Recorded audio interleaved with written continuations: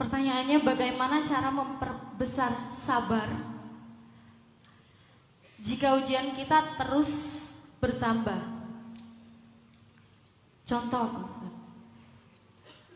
Ada perempuan yang tinggal bersama mertuanya.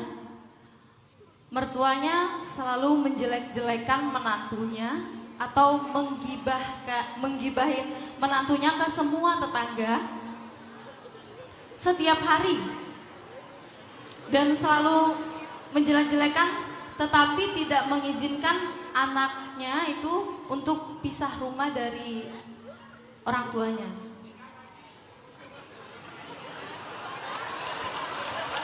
Loh, kok? Oke. Itu lanjut. bukan saya yang ngomong, itu sebelah sana itu. Boleh Kak lanjut. Kan diam nanti akan lewat. Ini juga terus bertahan karena tahu gak mungkin Allah itu gak kasih hadiah yang lebih besar. Jadi bertahan karena keyakinan kita sama Allah. Tapi pertanyaannya lagi itu bagaimana caranya? Karena kan setiap hari gitu. Maksudnya itu kayak tidak berhenti, Pak Ustadz. Biar terus rasa sabarnya itu selalu bertambah. Gimana kalau kita tinggal bareng mertua langsung, wuh, kayaknya relate banget ini. Kak Kiki makasih ya udah bertanya sesuatu yang mewakili banyak teman-teman di sini. Terutama yang di depan-depan kayaknya nih relate banget. Mertua itu bisa jadi anugerah, bisa jadi... Orang saya belum ngomong. Mertua, ipar adalah... Aduh, korban film nih. Oke. Ngobrol sama suami. Ngobrol sama suami. Karena kehidupan seperti itu gak sehat buat siapapun. Gak sehat buat suami, gak sehat buat istri, dan juga gak sehat buat mertuanya. Jadi gak selalu berbakti kepada orang tua itu kita harus selalu bareng dengan mereka, gak juga. Ada kondisi di mana cara berbakti kita itu justru gak bareng dengan mereka. Kalau bareng dengan mereka itu lebih besar mudaratnya daripada manfaatnya. Makanya saya bilang tadi, diam dengan teknik. Bukan diam pasrah, bukan. Diam dengan teknik. Arti diam di sini tuh bukan, jangan sampai kita kayak bereaksi berlebihan, jangan sampai kita malah melawan, jangan sampai kita malah membenturkan diri dengan keadaan. Itu yang nggak boleh. Maka mending daripada kita membenturkan diri, bereaksi secara berlebihan, malah kita juga ikut drama, mending kita diam. Tapi diam dengan teknik. Diam di sini artinya kita menunggu semuanya akan berlalu sambil kita punya sebuah teknik yang baik. Kalau saya di surfing, diamnya di permukaan air, kesapu ombak.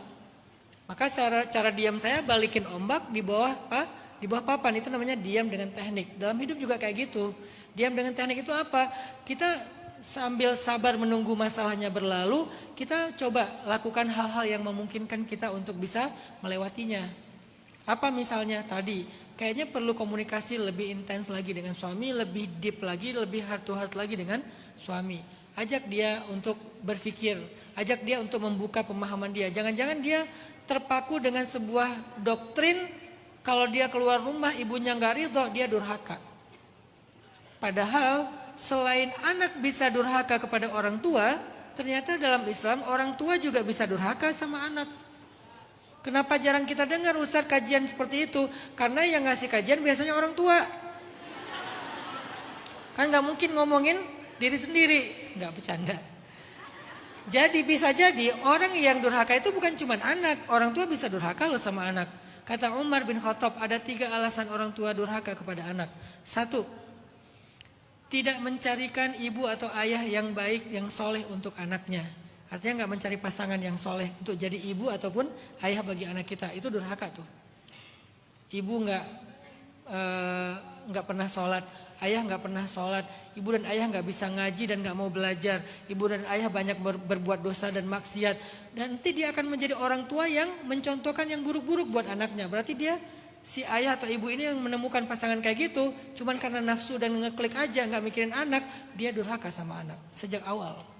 Kedua, memanggil anak dengan panggilan yang buruk, termasuk menggibahinya, memfitnahnya, menjelek-jelekannya, menghinanya, mencelanya, itu juga durhaka. Yang ketiga, tidak memberikan nafkah dari harta yang halal, rezeki yang halal, itu juga durhaka.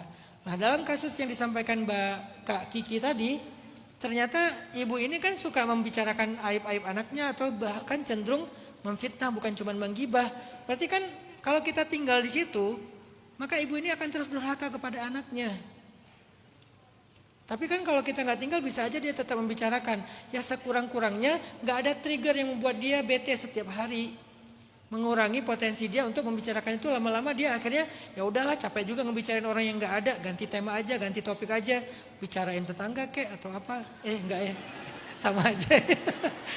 Jadi maksudnya kita jangan jadi trigger dia untuk berbuat dosa. Jadi menurut saya, mereka nggak tinggal serumah itu lebih maslahat daripada mereka tinggal serumah. Sambil tetap perhatian, memberikan apa yang menjadi haknya, kewajiban kita, berbakti kepada dia. Tapi nggak harus tinggal satu rumah. Dan itu perlu diskusi sama suami dengan diskusi yang panjang. Karena saya memandang sebagian besar dari masalah rumah tangga itu adalah karena buruknya komunikasi.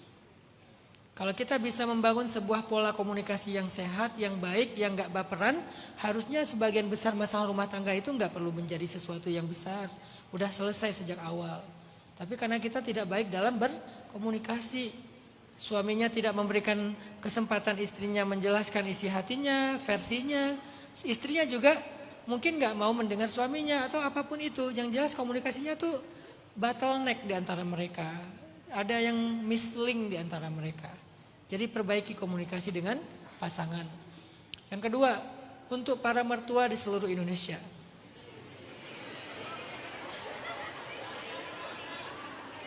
Untuk para mertua di seluruh Indonesia. Menantu itu adalah amanah dan anugerah. Sebagaimana anak yang engkau lahirkan. Sebagaimana anak dari darah dagingmu sendiri. Maka ketika Allah menitipkannya dalam kehidupanmu, dia adalah titipan dan amanah dari Allah Subhanahu wa taala. Jaga dia, Allah akan jaga kamu. Kalau kita menyakiti menantu, sama dengan kita menyakiti diri kita sendiri. Jadi perlakukan menantu itu bukan sebagai orang lain. Jangan banding-bandingkan menantu yang satu dengan menantu yang lain. Hanya gara-gara faktor ekonomi, kesuksesan. Jangan. Saya sering banget menemukan, ini udah sih quote ya. Saya sering banget menemukan ya. Orang yang paling sering di dalam keluarga itu diremehkan, di masa tua dialah yang ngerawat ibunya. Sering loh kayak gitu. Ada orang yang nggak bijak, ada orang tua yang nggak bijak, kadang-kadang membanding-bandingkan anak-anaknya ya. Kamu harusnya kayak adik kamu itu begini, adik kamu itu begitu, disebutin prestasi-prestasinya, kesuksesannya, apalagi mungkin nasib baiknya dia menikah dengan seseorang yang udah sukses segala macam, dibanding-bandingin aja, dan kelihatan banget kalau pas lagi mudik lebaran. Padahal selama ini yang ngurus dia bukan anak yang dia banggakan. Anak yang dia banggakan itu saking suksesnya dia tinggal jauh.